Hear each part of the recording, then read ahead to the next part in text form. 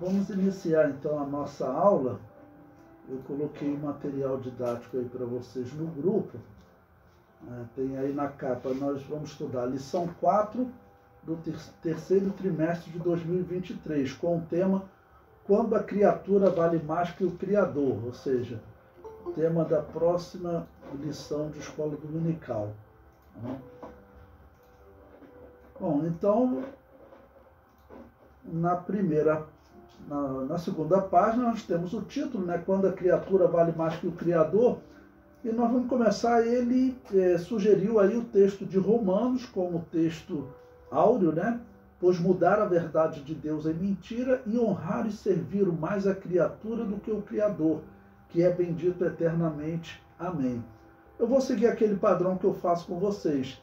O texto original da revista, ele está em cores escuras e o texto que eu vou comentar está em verde, em cor verde, né, que digo, o texto que eu acrescentei. Então, na segunda página aí é tudo o texto da revista. Tem pessoas que estão usando essa revista para projetar, então fica à vontade, né? Tem o texto da revista, até que na página 4, onde tem a introdução, eu coloquei um comentário aí sobre o texto áureo, sobre o texto da leitura bíblica, que o apóstolo Paulo faz esse comentário, né? Ok? Falando dessa mudança que os homens fizeram. Então, na página 4, em verde, eu comento. Em Romanos 1,25, o apóstolo falou que os homens mudaram a verdade de Deus em mentira e honraram e serviram mais a criatura do que o Criador. A explicação de como os homens desonram o Criador está no versículo 23, ou seja, no versículo 25, o apóstolo Paulo disse que eles desonraram o Criador. Então, vamos seguir aquela regra da hermenêutica, contexto imediato. Versículo 23 vai dizer como eles desonraram. Diz lá, e mudaram a glória do Deus incorruptível em semelhança da imagem de homem corruptível, e de aves, e de quadrúpedes, e de répteis. A forma como desonram o Criador foi a adoção de imagens de escultura representando seres criados. Essa é a definição do versículo 23, o que o apóstolo Paulo falou. Ou seja, a criatura tomou posse, os homens, né? Tomou posse de outras criaturas, dizendo que elas seriam dignas de adoração, e começaram a fazer imagem de escultura. Nós sabemos que esse princípio, isso aconteceu no mundo antigo, todo o Império Romano, o Império Grego, era um padrão no mundo antigo, ter uma imagem de escultura para representar um deus. No Egito, os deuses eram representados normalmente com corpo de homem e cabeça de um animal, que para eles eram deuses. Se vocês estudarem a cultura egípcia, era por isso que eles combinavam o animal com o homem. O homem era o corpo e a cabeça era o animal, ou seja, Deus era a cabeça do homem. A exceção que os historiadores dizem é a esfinge. A esfinge foi uma mudança em que o corpo é de animal e a cabeça é de homem. Okay? Diz a história que essa já seria um antropocentrismo, né? Porque a interpretação da esfinge mais comum utilizada hoje, se vocês verem, tem um documentário interessante no YouTube, intitulado A Pirâmide Perdida, que fala de uma pirâmide que caiu, pirâmide que teria sido construída por Djedefre. Essas pirâmides, pela data que a arqueologia apresenta, elas foram construídas antes do dilúvio. Por quê? A Bíblia diz que o dilúvio ocorreu próximo de 2300 a.C. e as pirâmides foram construídas em 2700, 2500 a.C. Então essa pirâmide que caiu, pirâmide perdida de Djedefre, nesse documentário eles explicam que a mudança na esfinge, ela com corpo de animal e cabeça de homem, seria uma interpretação no Egito Antigo, dizendo que os homens assumiram a posição de Deus. Vou repetir para vocês entenderem. Os egípcios, eles descreviam os deuses como sendo animais e eles eram sempre a cabeça do homem. Então, nos textos egípcios antigos, nos desenhos, aparece um homem e a cabeça, uma hora, por exemplo, é de um lobo, tá ok? É de um pássaro, é de um gato, é de um animal. E esse animal representa Deus, porque Deus é a cabeça do homem. E a esfinge, ela é o oposto. O animal é o corpo, ou seja, Deus é o corpo, e o homem é a cabeça. Então já era um tipo de antropocentrismo, né? E isso aconteceu cerca de 200 anos antes do dilúvio, 100 anos antes do dilúvio, pelas datas da Bíblia e da arqueologia. O comentário prossegue. O comentarista da revista não se posicionou sobre quem é a Babilônia apocalíptica, mas as evidências nos respondem. A religião que dominava Roma e todo o mundo antigo possuía essas características de adoração à imagem de cultura e principalmente durante o seu culto aos mortos. A Igreja Católica, por adotar a religião que dominava Roma, adotou as imagens de escultura e o culto aos mortos, coisas que a Igreja primitiva não praticava. Então, como o tema da revista está falando de corrupção doutrinária e corrupção da Babilônia, que é esse sistema mal religioso, ok? Existe o sistema mal político no Apocalipse, que é a besta, e existe o sistema mal religioso, que é a Babilônia. Então, esse sistema religioso mal, um dos grandes exemplos, ou talvez o grande exemplo, é o que acontece quando a Igreja de Roma passou a ser liderada por Constantino. Eu coloquei aqui uma obra para vocês poderem acompanhar a leitura, está aí o historiador, o link completo para vocês lerem, para nós vermos como ficou a igreja depois que Constantino organizou a Igreja de Roma a seu bel prazer, né? Organizou a Igreja Católica. Isso aconteceu no ano 312 da era cristã. E o que esse historiador vai contar é no ano 330. Ou seja, 18 anos depois, você já vai saber como estava a igreja em um exemplo, que nós podemos citar dezenas, tá bom? Então, o historiador diz: iniciadas as obras 6 anos antes do dia 11 de maio de 330, inaugurava-se a cidade que seria a Nova Roma, que é Constantinopla, que é Istambul hoje, tá ok? Então, Constantino construiu uma nova cidade como sede para o Império Romano e também para as igrejas católicas, né? Após as missas cantadas nas basílicas, uma procissão cantando o Kyrie, que era um hino que eles cantavam naquela época, né? Precedia a estátua de Constantino. Então, olha, a igreja então já tinha procissões, tá ok? Em que estava uma estátua de Constantino. Antes dessa mudança de Constantino, isso não existia na igreja, você não encontrava estátua de ninguém. Então precedia a estátua de Constantino, coberta de ouro, e em cuja coroa os raios estavam formados com os pregos da Santa Cruz. Ou seja, a Igreja Católica já nasce misturando, tá bom, o imperador, que nesse período ainda era sacerdote pagão, porque Constantino, até a sua morte em 337, ele continuou sendo sacerdote pagão, e ele está liderando, vamos dizer, a sua estátua está na frente de uma procissão da Igreja Católica. E prossegue. Ele trazia então como a coroa de espinhos feita com pregos da cruz, que eles acreditavam terem encontrado lá em Jerusalém. O comentário prossegue. Cruz que tinha sido encontrada por Helena, sua mãe, em Jerusalém, como resultado de uma peregrinação para pagar os crimes do filho. Bom, que peregrinação é essa e que crime do filho era esse? O filho é Constantino, é claro. Helena era mãe de Constantino. O que havia acontecido? Constantino mandou matar o filho dele, que era o primogênito. Depois ele mandou matar a mulher porque ele descobriu ou desconfiou que a mulher tinha inventado mentira do filho que ele mandou matar. E depois de tanto erro, matar o filho primogênito, matar a mulher, o filho era de outra mulher, né? Então eram intrigas, mas ele mandar matar o filho e a mulher, então ele estava se sentindo um pecador. A mãe dele foi lá em Jerusalém, trouxe pedaço da cruz, nós encontramos a cruz que Jesus foi crucificado. Isso é uma falácia, não tem como isso ser verdade. Aí trouxeram pregos também, olha, isso aqui é da cruz de Jesus. Botaram ouro naquele prego e botaram na coroa de Constantino, na estátua de Constantino liderando aquela procissão.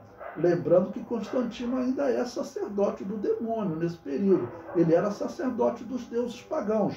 Estou usando a linguagem do apóstolo Paulo, né? Se era sacerdote dos deuses pagãos, era sacerdote do demônio.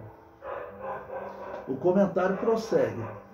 Em 335, uma lei confirmou na África os privilégios dos Flâmines, sacerdotes de Júpiter, de Ares, de Marte, Martiales e de Rômulo, Quirinales principalmente. Aí dá o nome de diversas divindades, né? Ok? E quando construiu em Bizâncio a sua cidade de Constantinopla, deixou ali edificar templos pagãos a Ceres, deusa da agricultura, Rea, mãe dos deuses, e a Tiches, gênios titulares das cidades. Ele construía e participava desses cultos, diz a história. Ok? E prossegue. Conta a história de uma cidade, o imperador, general romano, mandou os aurúpices, sacerdotes que examinavam as entranhas para fazer presságios, perguntar qual era o momento oportuno para assaltá-la. E imediatamente depois mandou rezar uma oração ao Deus titular da mesma cidade, né? Dizendo que prometia, se a cidade caísse em suas mãos, edificar um templo em Roma para nele ser venerado, e assim estar livre de sua maldição, o que geralmente se cumpria. Talvez isso explique a atitude ambígua de Constantino. Bom, o que esse historiador contou? Ele contou o seguinte, que Constantino, ele seguia um padrão dos imperadores, dos homens. Eles acreditavam em todos os deuses. Ok? Eles acreditavam em todos os deuses. Diz a história que Tito, quando ele invadiu Jerusalém, que ia destruir o templo, ele chegou a propor uma rendição para que ele não destruísse o templo. E Flávio Joséfo relata que ele falou, olha, eu não serei punido pelo Deus desse templo por destruí-lo, porque vocês não se rendem. Então, eles acreditavam em todos os deuses. O fato de Tito falar essas palavras não significa que ele se converteu ao Deus de Israel. O fato de Constantino também falar, entendeu, que passou a acreditar no Deus da Bíblia, ele não se converteu de fato. Ele estava acreditando no Deus da Bíblia, estava acreditando em Jesus, assim como ele acreditava em todos os outros deuses. Tá bom? Então, aqui é que nasce essa corrupção. Vocês vão ver que o antropocentrismo ele vai nascer por uma ira da população, dos cidadãos, contra o controle que a religião fazia da vida deles. E como a religião estava do lado dos reis, tá ok? Muito ricos, reis e religião, e padres, e arcebispos, e papa, todos muito ricos, e o povo muito pobre. Então, o antropocentrismo nasce como uma ira desse processo, desse controle da religião. Isso é importante para nós hoje, não nos colocarmos numa posição política de tentar controlar. Os cristãos, eles não controlam, eles propõem a salvação, tá ok? Eles não obrigam ninguém a ser cristão, eles propõem a salvação, porque o cristão acredita no livre-arbítrio, o homem tem poder de decisão. No final da página 5, o comentário prossegue. Os romanos reverenciavam todos os deuses e Constantino decidiu fazer com Jesus Cristo o mesmo que fazia com os deuses das cidades conquistadas. A pergunta que fica é, por que homens como Eusébio de Cesareia ele foi contemporâneo de Constantino, né? Ok? Por que homens como Eusébio de Cesareia, Silvestre I, outro contemporâneo, e outros não criticavam o imperador? Que é essa pergunta, se a história comprova que ele era um sacerdote pagão e um sacerdote católico ao mesmo tempo, era para eles criticarem isso. Ô, Constantino, você decide, você tem que decidir qual caminho você quer seguir. Mas essa vida dupla, nós não podemos servir a dois senhores. Só que você criticar o imperador era complicado. E para completar, veja o que o comentário diz. Esses homens escaparam à perseguição de Diocleciano através da prática conhecida como traditores ou lápices. Eram pastores e bispos que aceitavam participar de culto de sacrifício de animais dedicados a Júpiter, para não morrer. Porque tinham muitas pessoas, na hora que a espada começava a matar 1, 2, 3, 4, 5, 10 pastores, daqui a pouco surgia um que falava o que, então, o imperador, o que eles queriam que ele fizesse para ele não morrer. E a exigência era que ele participasse de um culto de sacrifício aos deuses, algo que envolvia possessão demoníaca. Então, esses homens que participaram, infelizmente, acabaram criando todo esse problema para a história, né? Porque eles não tinham moral para falar com Constantino, porque Constantino sabia de toda essa vida deles. O pai de Constantino tinha sido também um grande general e ele tinha, durante a perseguição, protegido alguns cristãos que aceitavam participar daqueles cultos pagãos, né? Infelizmente. Bom, na página 7, eu coloco um outro tópico aí para vocês. Esse capítulo na revista fala sobre o desprezo à verdade, ok? O desprezo à verdade.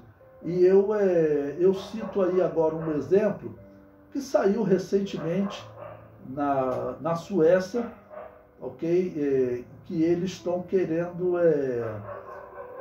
eles assim, fizeram uma homenagem,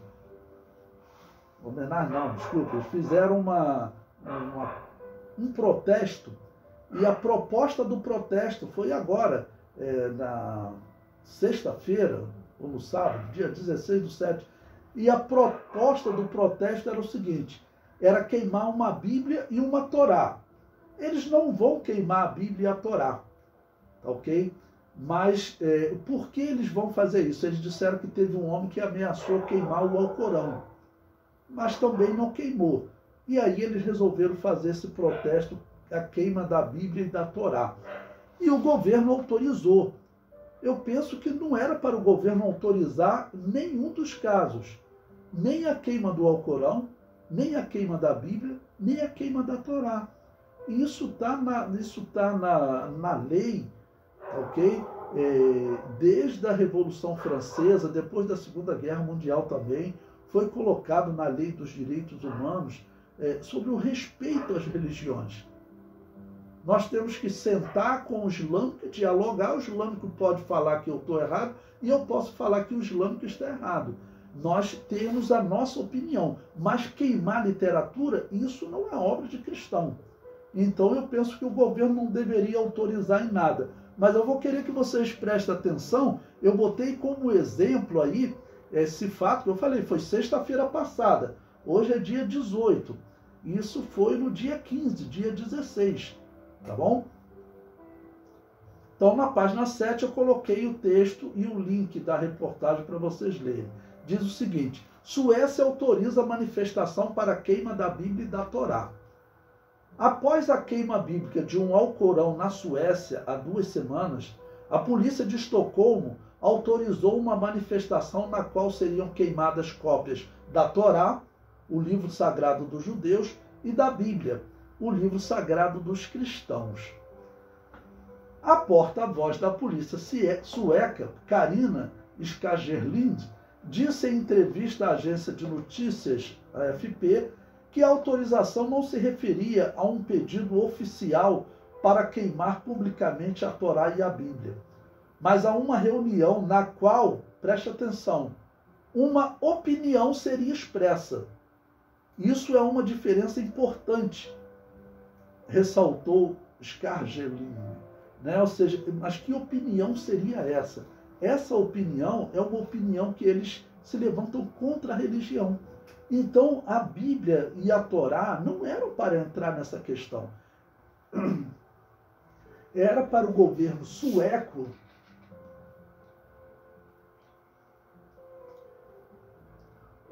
proibir, punir aquele homem que resolveu queimar o Alcorão.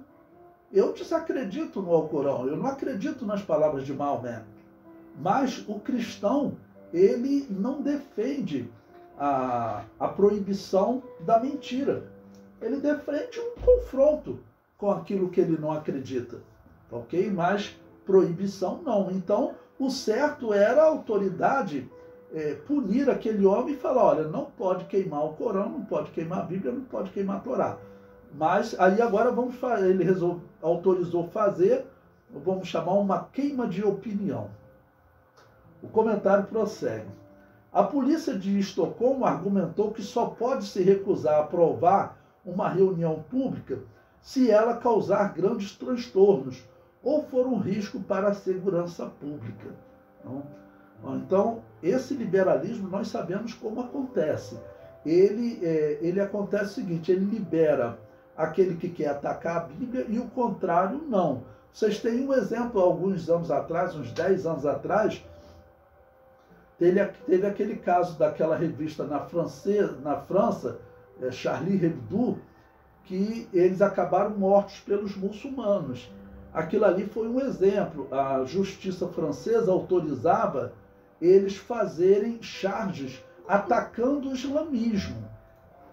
Se você procurar aquelas charges, são horríveis. Tinha charges de Maomé como um ator pornô, uma coisa de baixíssimo nível. A justiça autorizava, tá bom? Tinha charges de Maria abortando Jesus. Por que essa agressão? A revista Charlie Hebdo, na época, falou, nós queremos que o cristianismo fique tão banalizado quanto o islamismo. Por que essa guerra contra o cristianismo?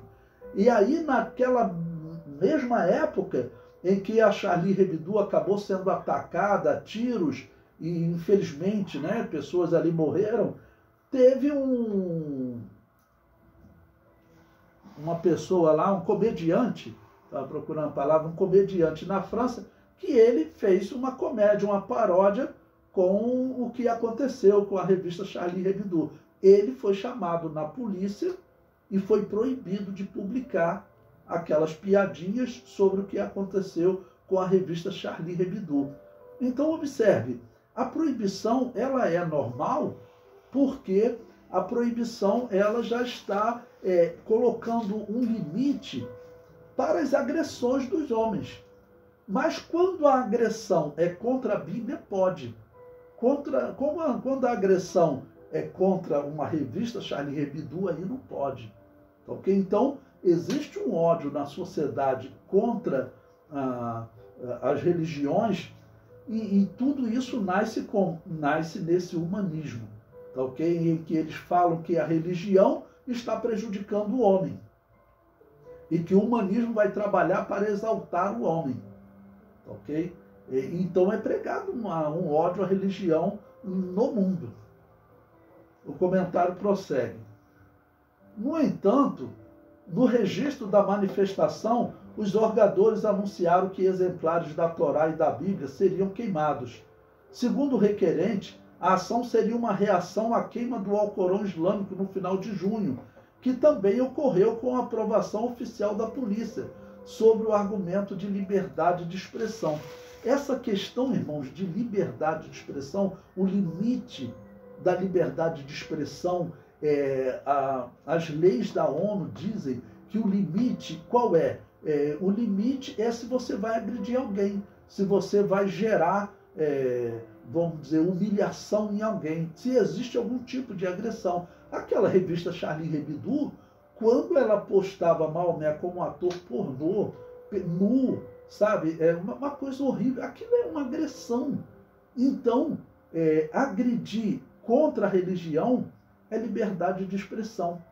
Mas se você for criticar esses que agridem a religião, então você já não tem liberdade. Infelizmente, é o que acontece no mundo. Os cristãos sabem que a dificuldade está cada dia maior no mundo para nós pregarmos. O comunismo está ganhando força, o islamismo está ganhando força, a África está sendo tomada pelo islamismo. Aqueles fanáticos estão matando pessoas na África, igrejas sendo invadidas e mortos a facão os nossos irmãos, tá ok? E isso a ONU sequer se movimenta para proteger esses cristãos, né? Bom, prosseguindo, na página 8, ele fala sobre a insensatez humana. E no final da página 8 eu coloquei um comentário aí com vocês para poder ajudar. Esse texto que o apóstolo Paulo está falando dessa idolatria, quando que ele foi escrito e qual era o contexto da epístola aos Romanos, para vocês poderem contextualizar para os seus alunos. Então eu digo, o apóstolo Paulo escreveu a epístola aos Romanos no ano 57 da era cristã. Próximo do ano 40, logo cerca de 17 anos antes da escrita, o imperador Calígula se tornou o primeiro imperador romano a exigir adoração em vida. Então, olha, o apóstolo Paulo escreveu a epístola em 57. O que estava acontecendo no Império Romano naquele momento? Tinha ocorrido uma mudança na religião de Roma, tá bom? Tinha ocorrido uma mudança. Até Calígula, no ano 40, os imperadores eles eram adorados como deuses após a morte deles. Mas Calígula começou a exigir adoração em vida. E a partir dele, de Calígula, os imperadores eles eram adorados como divindades. Isso é padrão no Império Romano. Aquele Constantino, quando ele saía da paróquia católica e entrava lá no templo pagão, ele era adorado lá como uma divindade. E depois ele voltava para a igreja católica, porque por toda a vida dele, ele teve assim, na igreja adorando o Cristo católico e adorando os deuses pagãos. Tá bom? Até a morte dele, em 337, ocorreu isso. Bom, esse Calígula, então, cerca de 17 anos antes do apóstolo Paulo escrever essa epístola, ele inaugurou esse padrão de culto ao homem ainda em vida, que não acontecia no Império Romano. Isso pode ter influenciado a carta do apóstolo Paulo para descrever o que estava acontecendo naquele período. Olha, o ano 57 significa que faltam 7 anos para iniciar a perseguição aos cristãos de Nero, que começou em 64, tá bom? Em 64 da era cristã, começou a perseguição de Nero. O apóstolo Paulo está escrevendo essa epístola 7 anos antes, tá bom? Na página 9, eu prossigo com um comentário. Esse Calígula, que começou a exigir adoração como Deus em vida, na página 9 eu digo, ele mandou erguer sua estátua no templo israelita, o que causou grande revolta.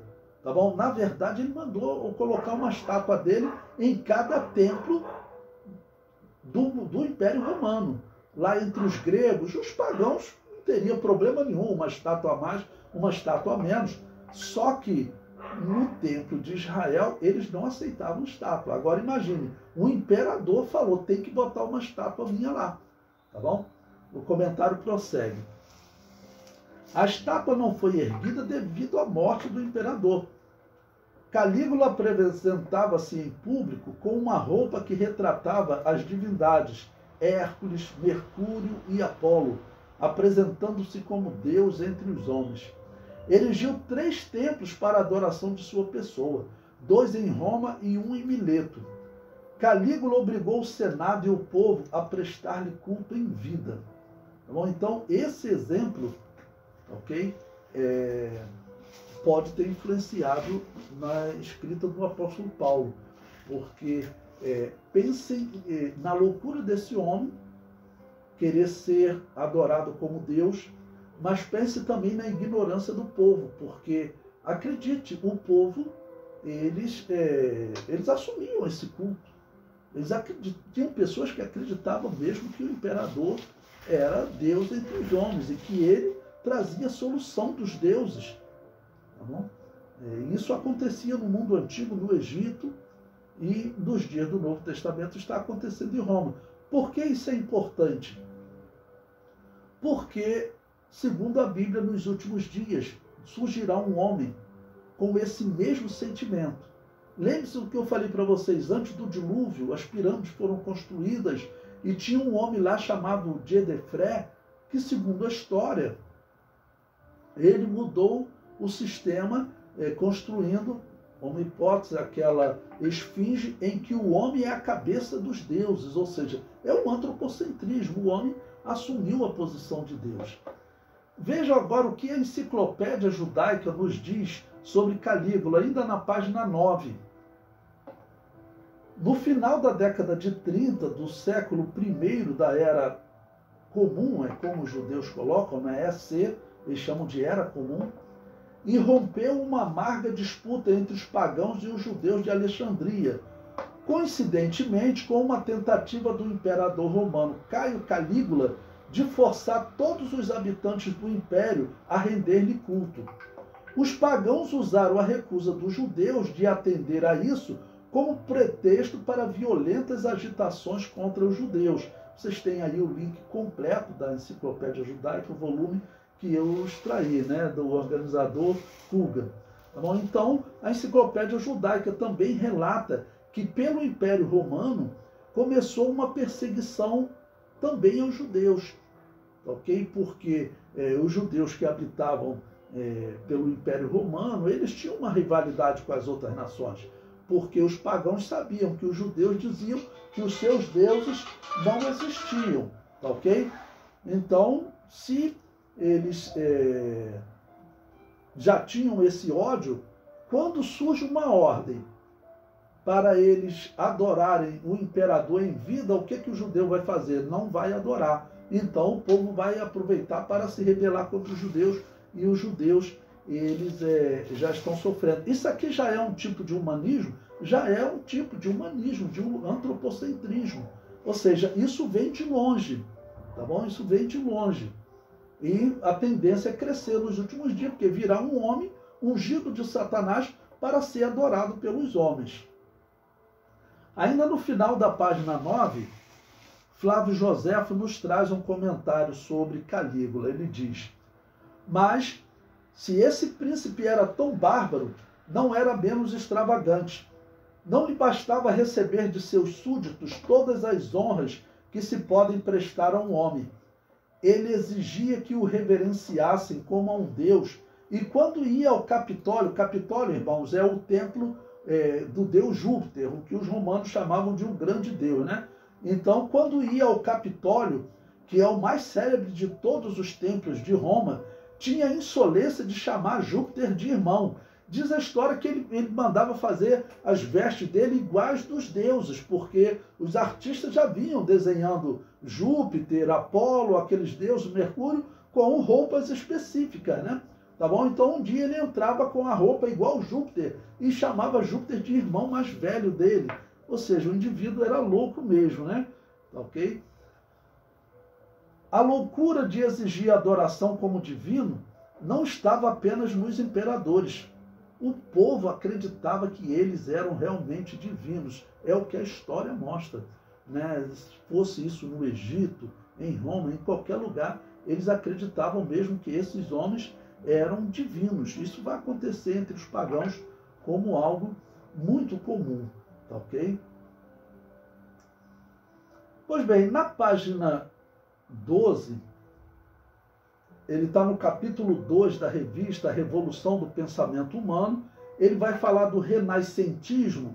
Eu coloquei aí para vocês em verde, só para ajudar na hora de séculos. Tem pessoas que às vezes se confundem, diz: a Renascença é um movimento intelectual que surgiu na Europa entre os séculos 14 e 16.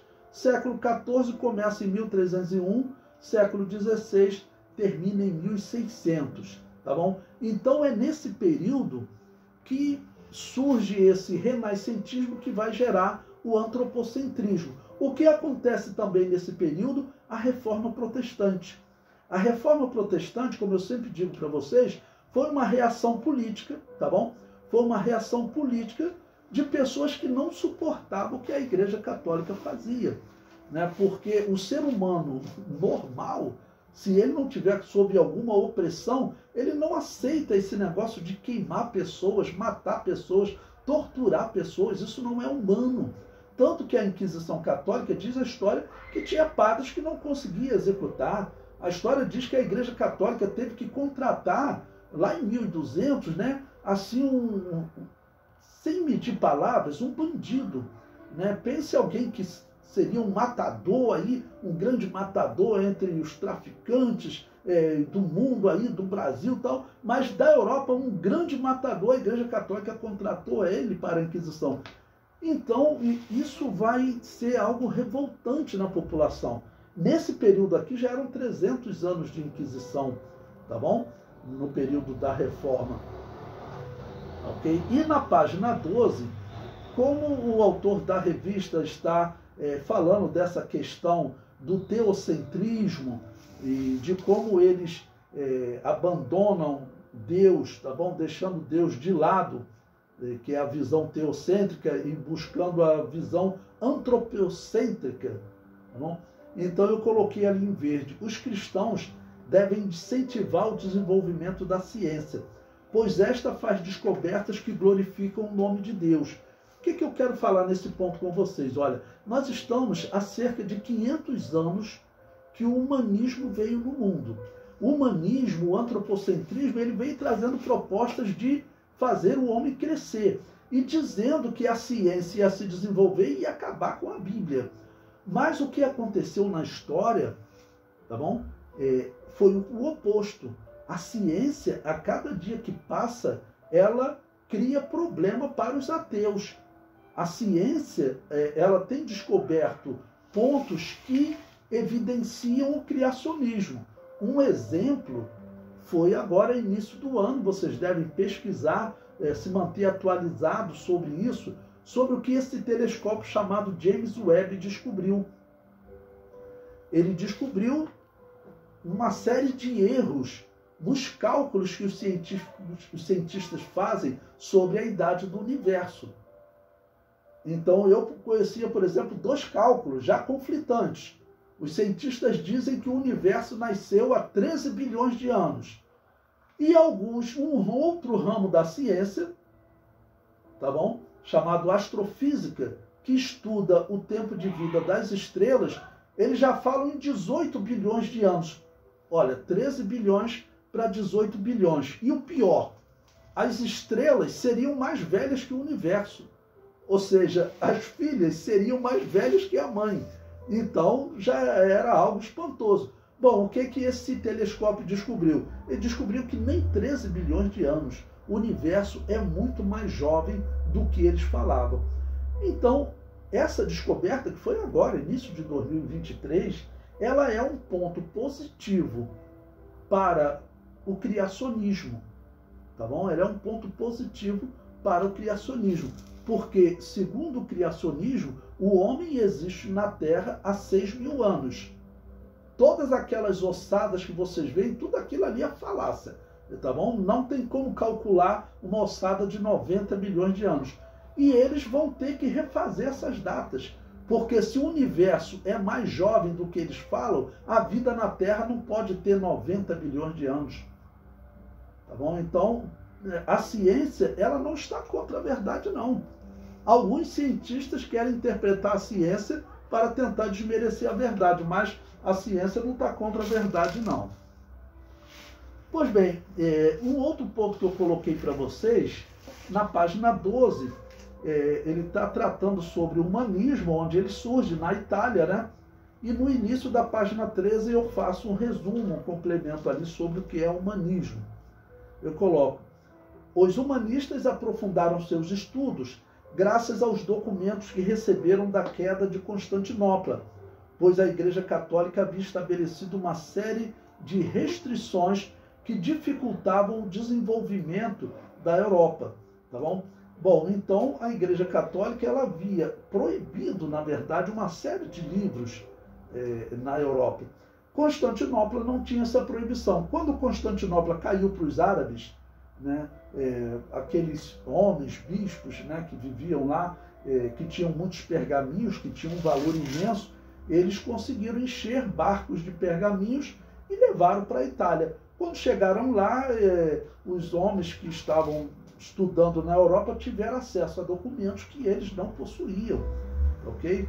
Diz a história, por exemplo, que Lutero foi ver uma Bíblia quando ele tinha 20 anos já. Ele nunca tinha visto uma Bíblia, porque a Igreja Católica não deixava nem traduzir a Bíblia, ok? Então, esses documentos chegam na Europa e então eles começam a estudar. A revolta com a Igreja Católica aumenta, porque a Igreja Católica escondia esses documentos de nós, tá bom? E isso vai influenciar nesse sentimento anti-cristianismo no humanismo, tá bom? O comentário prossegue. A ênfase no estudo do ser humano evoluiu para o antropocentrismo, onde o homem se torna o centro do estudo e vai se tornar o centro de tudo, na verdade. Ok? Isso é uma preparação para o anticristo. Ou seja, é uma doutrina que o cristão tem que estar separado mesmo. Na página 14, aí no Auxílio Teológico, ele fez um comentário bem interessante que eu coloquei em azul para vocês. Lembrando que em azul é o texto da revista que eu quero destacar com vocês, né? Então, aí na página 14, em azul, ele comentou: o humanismo é relativista, pois crê que padrões morais não são absolutos, e sim relativos, e determinados por aquilo que faz as pessoas sentirem-se felizes. Ensina que o homem não deve ficar preso à ideia de Deus. Bom, então, quando ele começa a ensinar que os padrões morais são relativos, vocês vejam, um dos países mais avançados, segundo o humanismo, é a Holanda. A Holanda, apesar que já surgiu essa proposta de lei aqui no Brasil, já chegou a propor, inclusive, que a relação, a união mesmo de casamento entre um pai e uma filha, uma mãe e um filho, seria algo normal. O que no nosso país ainda é proibido, mas teve político aí dando início a essa proposta. Tudo isso, irmãos, são propostas que são programadas, eles vão fazendo de tempo em tempo, ok? Como em gotas, em doses homeopáticas, como eles chamam, para a humanidade ir aceitando. E no nosso caso, a igreja também aceitando. Então, essa relativização, nós temos que tomar muito cuidado. Qualquer mudança, a igreja sempre pregou assim: olha, se a igreja está mudando, você tem que esclarecer bem por que está mudando, porque senão eu não participo dessa mudança. Essa tem que ser a posição da igreja, né? Vai mudar uma questão essencial para a tua salvação? Como é que fica, né? Bom, na página 16, falando sobre culto ao homem, culto ao corpo, ok? Eu coloquei um texto aí em verde, um comentário que diz: nos dias anteriores ao dilúvio, os homens haviam abandonado a divindade e se dedicavam às coisas humanas. Esse é o princípio do humanismo, ok? Então, olha, abandonaram a divindade e se dedicavam às coisas humanas. Esse é o princípio do humanismo. Jesus anunciou que os dias anteriores à sua volta será como nos dias anteriores ao dilúvio. Está lá em Mateus 24, 38.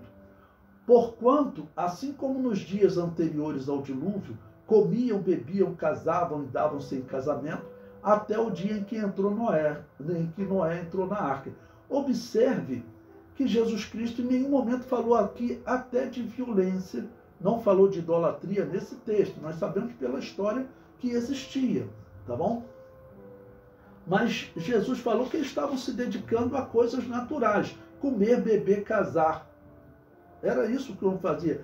E a divindade? Bom, eles tinham esquecido a divindade, então.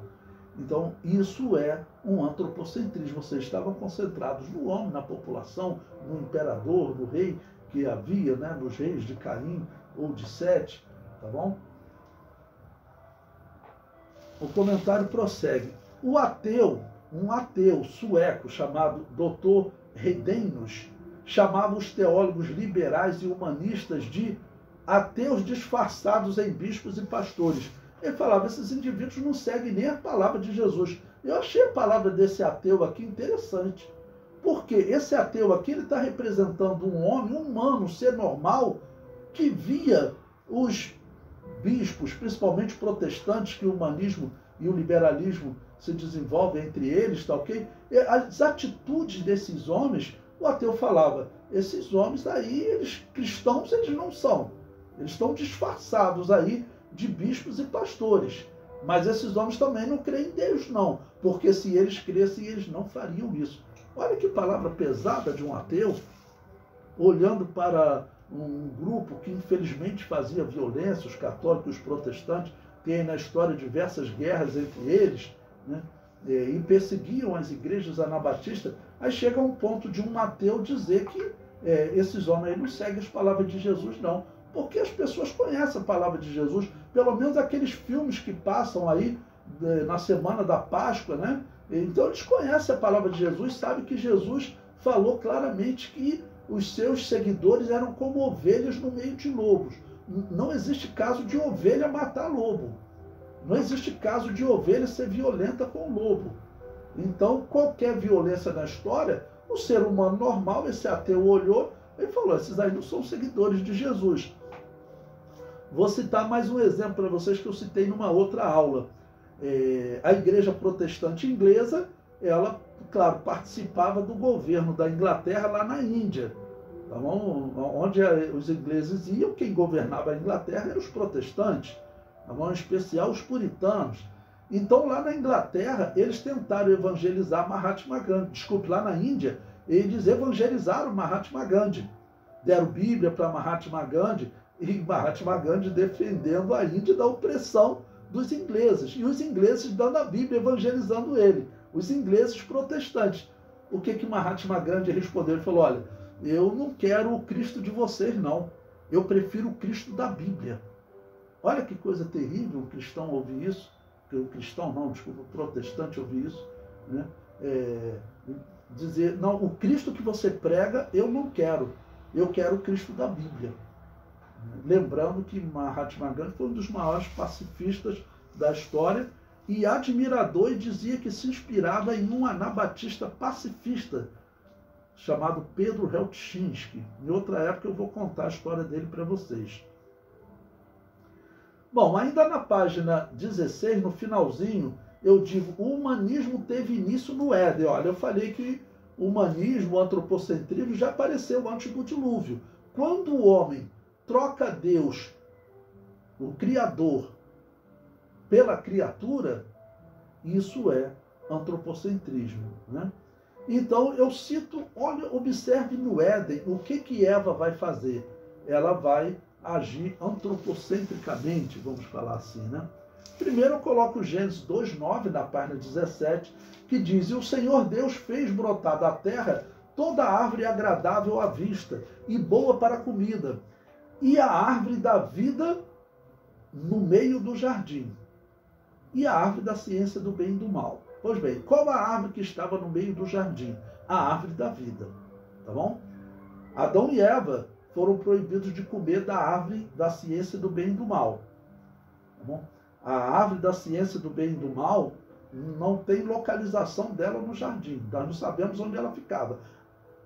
O centro do jardim, o meio do jardim, era ocupado pela árvore da vida, porque a árvore da vida é símbolo de Jesus, que é o centro da nossa vida, é o centro do cristianismo. Agora, olha o que Eva responde sobre onde estava a árvore da vida ou onde estava a árvore da ciência do bem e do mal. Capítulo 3, versículo 1. Ora, a serpente era mais astuta que todas as animais do campo que o Senhor Deus tinha feito. E esta disse à mulher, é assim que Deus disse? Não comereis de toda a árvore do jardim? E disse a mulher à serpente, do fruto das árvores do jardim comeremos, mas, presta atenção nisso, irmãos, mas do fruto da árvore que está no meio do jardim, disse Deus, não comereis dele, nem nele tocareis para que não morrais. Nesse momento aqui, eu digo que Eva já estava agindo segundo o antropocentrismo. Por quê? Porque ela trocou a árvore da vida, que era o símbolo de Jesus, que estava no meio do jardim, representando que era a mais importante do jardim, e ela disse que não podia comer da árvore que estava no meio do jardim. Ou seja, ela está dizendo que a árvore da ciência do bem e do mal estava no meio do jardim. Olha a confusão que Eva fez, tá bom? Mas o erro de Eva representa o erro de todos nós, quando nós começamos a considerar outras coisas como mais importante do que Jesus na nossa vida. Nós também estaremos sendo antropocêntricos, tá ok? Então, olha, antropocentrismo, que eu sugiro vocês passarem para os seus alunos, ele não se reflete só na construção de uma imagem física, não. Ela se manifesta também numa imagem simbólica. Aqui uma imagem simbólica. Onde estava a árvore da ciência do bem e do mal? Olha, em qualquer lugar, menos no meio do jardim. Por quê? Porque a árvore da vida estava no meio do jardim. Porque a árvore da vida era a mais importante do jardim.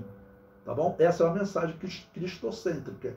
Quando Eva diz que a árvore da ciência do bem e do mal, da qual ela não podia comer, estava no meio do jardim, ela não está sendo cristocêntrica, ela está sendo, nesse caso, antropocêntrica, tá bom? Ou teve outro motivo, tá bom, que atraiu Eva nessa árvore e ela passou a ser a mais importante.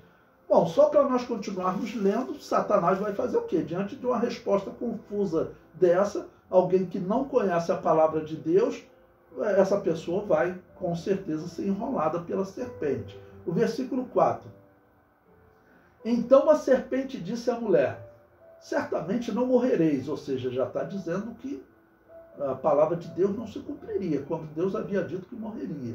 Versículo 5, porque Deus sabe que no dia que dele comerdes, se abrirão os vossos olhos e sereis como Deus, sabendo o bem e o mal. E vendo a mulher que aquela árvore era boa para se comer e agradável aos olhos, e árvore desejável para dar entendimento, tomou do seu fruto e comeu, e deu também a seu marido, e ele comeu com ela. Bom, então o que é que nós temos nesse texto? Um exemplo de alguém que tira Jesus do centro. Quando Eva tirou a árvore da vida do centro, ela tirou simbolicamente Jesus do centro e colocou a árvore da ciência do bem e do mal no centro. Então, de alguma maneira, ela exaltou mais a criatura, no caso, simbolicamente, né, do que o Criador.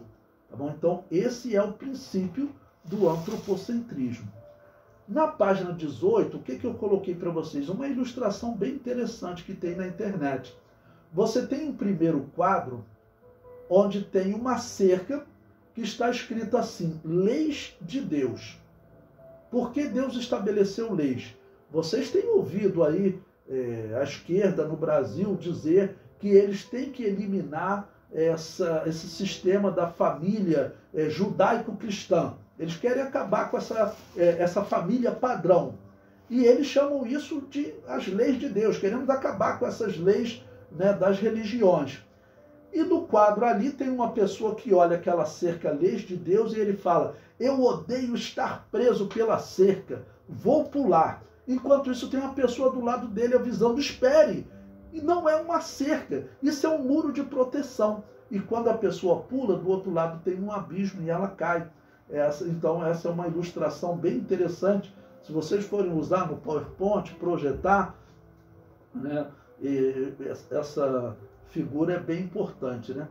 Bom, e para concluir, na parte da conclusão, que está também na página 18, eu vou ler a conclusão toda, ele diz, né?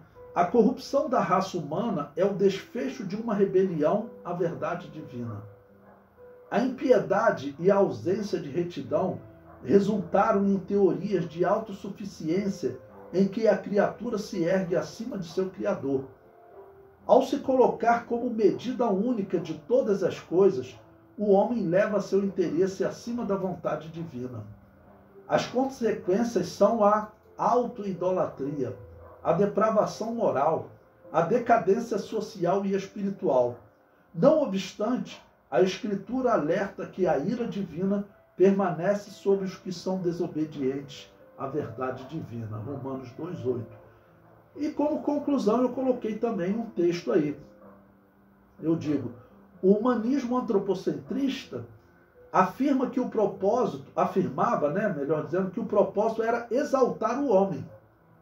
Mas, na verdade, reduziu a humanidade a um grupo que resulta de amebas e chimpanzés. Porque é isso que a ciência diz. Que num determinado momento do passado, você é descendente ou de um chimpanzé direto, que é o que alguns diziam nos dias, né, de Charles Darwin, que nós seríamos descendentes dos chimpanzés, mas agora a ciência diz que nós e os chimpanzés temos um tronco comum, mas nós somos parentes dos chimpanzés, e todos os chimpanzés e os homens vieram, né, de uma evolução que um dia você foi uma ameba. Então, o antropocentrismo, na verdade, ele não é uma exaltação da humanidade. Ele parece exaltar a humanidade, mas, na verdade, ele está criando doutrinas, ok? Em que o homem ele se assemelha a um animal. Por quê? Nós sabemos, segundo a Bíblia, que o homem está acima dos animais. O homem ele tem uma alma eterna, uma alma espiritual. Lembrando que alma significa vida, tá bom? Nós temos vida física e temos vida espiritual. A nossa vida espiritual, que é a nossa alma, o nosso espírito, ela é eterna, tá bom? Ela não acaba com essa vida. Já os animais, segundo a Bíblia, eles têm só a vida física. Acabou essa vida, eles são extintos, desaparecem, tá ok? Segundo o antropocentrismo, que vai resultar no evolucionismo, o homem, ele é como um animal, que ele morre e desaparece. Então, que exaltação é essa? Que antes era pregado ao homem a oportunidade de uma vida eterna, de viver com Deus, algo glorioso, acima dessa natureza. Tá bom? Então seremos novos seres, incorruptíveis, que o pecado não tem mais como nos atingir, viveremos eternamente no céu com Deus. E isso era pregado pelo cristianismo. Bom, o catolicismo pregava isso todo corrompido, né? Mas a Bíblia prega isso. E vem o antropocentrismo e diz que você resulta de uma ameba, parente de chimpanzé, e que você vai simplesmente virar pó, vai desaparecer. Você não é uma criatura especial de Deus, na verdade você não seria nem criatura de Deus, tá ok? Você seria resultado dessas evoluções de raças inferiores. Então, o humanismo não está exaltando o homem, ele está humilhando o homem, botando a criatura de Deus mais para baixo, tá bom? Então, eu sugiro a vocês, né, coloco como uma sugestão, que vocês concluam a aula de vocês pensando no seguinte: pode ter na tua classe um humanista, alguém que acredite que ele tem que deixar a religião de lado e tem que trabalhar na exaltação do homem, tá bom? Então, esse é o momento de você explicar para ele que o humanismo, na verdade, ele não exalta o homem. Essa parte que eu expliquei aqui para vocês mostra que o humanismo, ele rebaixou o homem, de um homem que tinha a oportunidade de passar a eternidade com o seu Criador, numa posição mais elevada do que essa que ele vive hoje, num corpo físico limitado, mortal, miserável homem que sou, para comparar a uma posição de luz eterna com Deus, né? O humanismo fez o quê? Transformou o homem em um exemplo como um cão que morre e desaparece. Então, o humanismo antropocentrista, ele não exalta o homem. Fale isso para os seus alunos, né? Para a igreja que você estiver falando. Na verdade, ele coloca o homem numa posição semelhante à dos animais. Então, não é exaltação, é humilhação do homem.